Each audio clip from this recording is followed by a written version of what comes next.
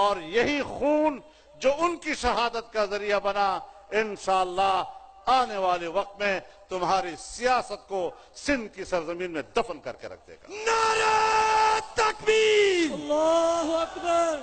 جمعیت علماء اسلام، شہید اسلام علامہ doctor خالد محمود سومرو، زندہ ہے doctor, زندہ ہے ڈاکٹر، شہید تیرے خون سے، انقلاب آئے گا، شہید تیرے خون سے۔ انقلاب آئے گا۔ میرے محترم دوستو،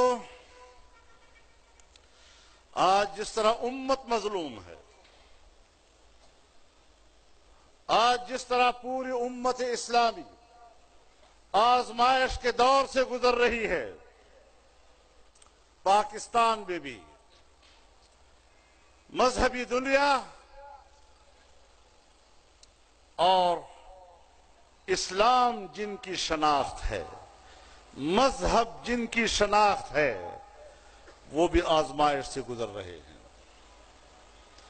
ہمارے مدارس آزمائش سے گزر رہے ہیں، ہماری مساجد آزمائش سے گزر رہی ہیں۔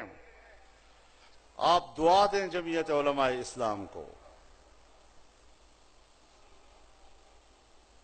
جب یہ حالات پیدا ہوئے، امریکہ اور مغرب کا دباؤ آیا، ہم نے ان کی ترجیحات کے سامنے سر جھکایا، تو اس کا سہارا لے کر ہم نے مذہبی اداروں کو تباہ و برباد کرنے کا فیصلہ کر لیا، ہم نے مدارس کے نظام کو تباہ کرنے کا فیصلہ کر لیا، ہم نے علماء کو جکڑنے کا فیصلہ کر لیا، اور ہمارے صوبے میں صوبہ خیبر جمعیت علماء اسلام فینی حیدرآباد میں آج پنڈال سجایا ہے اور مولانا فضل الرحمان اس جلسے سے خطاب کر رہے تھے۔ اس بارے میں آپ کو اپڈیٹ کرتے رہیں گے۔ ابھی بات کریں گے MQM پاکستان